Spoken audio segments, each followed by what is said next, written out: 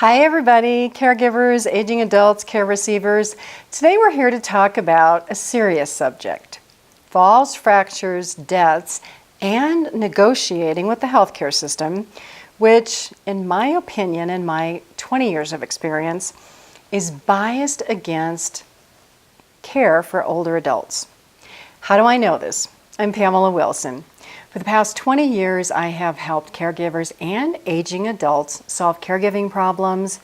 I have been a court-appointed guardian, a medical and financial power of attorney, and a care manager. I know what happens in caregiving situations, the good, the bad, and the ugly. That was a movie. Do you remember that?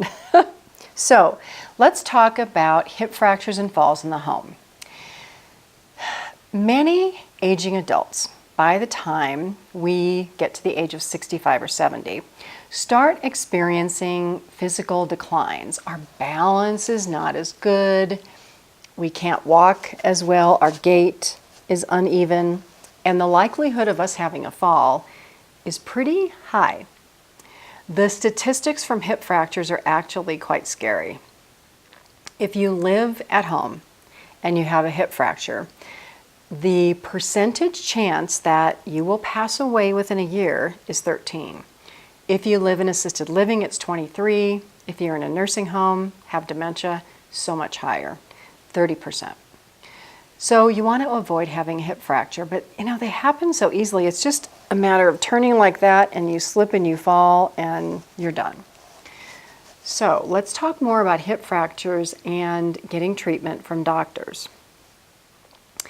The treatment for a hip fracture is obviously to repair the hip, and that's done in a number of ways. Now, let me say I'm not a doctor, but I have had plenty of clients break hips over the years, and I have had to negotiate with doctors for treatment over the years.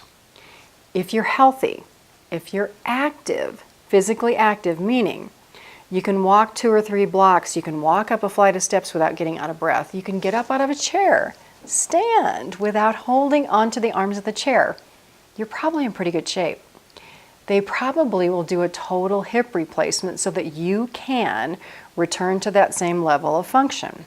But if you sit in a chair all day, if you can't get up without, doing this and I'm struggling and I can't get up and I need to, have somebody help me get up, that's bad, okay? Because they will not repair your hip in full. You might get a pin. I've actually, believe it or not, had clients that the doctor said, you know what, they're in a wheelchair. We're not doing surgery. They're not going to be mobile. Sure, they'll have a little bit of pain. It'll eventually heal. Oh my God, can you imagine that? But here's the interesting thing. And I learned this through a client situation where I was a guardian for a person. Surgeons who are unfamiliar with the chronic diseases of aging adults are dangerous, okay? If you're an aging adult, in my opinion, you should see a geriatrician. What is that? It's a doctor, much like a pediatrician for children, that knows about the health conditions of older adults. That is sensitive to the health conditions of older adults because doctors in the general population, surgeons in hospitals, doctors in hospitals, they only think that you're old, you've lived a long life, and you don't deserve treatment. How do I know this? Because they have said this to me about my clients. Can you actually believe that a doctor would say, honey, your mom, she's 95, lived a long life. I'm sorry she has pneumonia, but do you really want her treated? Seriously, are they crazy? But you as a family member, what would you say? Would you say, well, doctor, I guess you're right. I guess, if mom dies now, she has lived a good life. Oh, holy moly, no. I know this because me being the guardian, me being the medical power of attorney, I had a legal responsibility to do what my clients wanted, which was get care. I had a legal responsibility to get them care. So if you are a family power of attorney and you have no idea what you're supposed to do, go to my website, PamelaDWilson.com. There is a course there all about power of attorney, not necessarily about getting the paper, because you can download it off the internet or get it from an attorney. They can't tell you what to do as a power of attorney, I can. It's more about how do you advocate against a system? How do you know more about your loved one than anyone else? How do you do what your loved one wants? That is not easy when the deck is stacked against you and the healthcare system is saying, we don't want to treat. So let me get back to my client story. My client was in an assisted living. She rolled out of bed one day onto the floor, unfortunately broke a hip. Ends up in the hospital and I'm talking to the surgeon. And the surgeon is like, well, I guess we should treat it, but you know what, she's got dementia. I'm like, yeah, I know she has dementia. Dementia, by the way, if you don't know what it is, it's memory loss. Okay, her memory loss was not that significant, but what happens with people who have dementia, who have a fall or get pneumonia or have a serious illness is their memory may be stable, but that illness brings it down a notch, so it's down to here. And many times, unless there is significant effort, you don't get back up here. So you're here, you're here, you're here, you're here, you're here, you don't come back up. Happens a lot with older adults.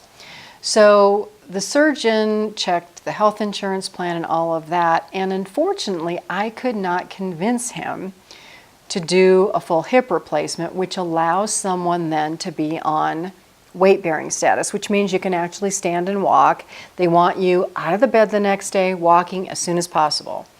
He did a lesser procedure, and he put her on non-weight-bearing status, which is an absolute disaster for someone with dementia. So if you ever get in this situation, remember this video, remember what I am telling you. Hip fracture, do whatever you can to get a full hip replacement, do whatever you can to be walking the next day, because again, remember, you don't want to be here and go here. You want to stay here or return to here. So my client, after not being able to bear weight for 60 days, the doctor thought it would be a much shorter period, and it wasn't. What do you think happens to somebody with memory loss who stops doing an activity that they normally would do every day, not even thinking about it? We get up, we walk. Do we really think about it? No, it's like you put one foot in front of the other and you keep going. My client forgot how to walk. She ended up in a wheelchair. The amount of effort that it took to even get her to stand again was significant because she forgot how to stand. She got scared of standing up. She couldn't remember how to put one foot in front of another. It was so much work at the nursing home between those parallel bars to even get her to stand up. And it's unfortunate because I couldn't argue enough with the physician to do the full hip surgery. Now, if this ever happened again, I would know. These are the things that I have learned over 20 years that can help you, that are beneficial to you as caregivers and aging adults. You have to be able to advocate for your loved ones, and you have to know them better than anyone else. And this is what keeps them at home. This is what keeps them out of hospitals and out of nursing homes. So, to avoid falls, fractures, and possible death, stay physically active, walk, get out there and do something every single day.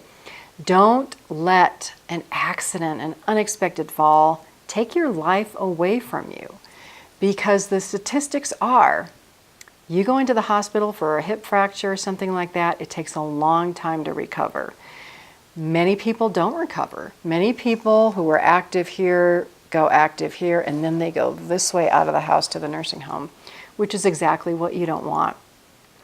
I'm Pamela Wilson. I help caregivers and aging adults solve caregiving problems. I want the same thing as you do. I want good care for you. I want the healthcare system to respect you. I want you to stay at home if that's your desire. Visit my website, PamelaDWilson.com. Check out my stay-at-home course.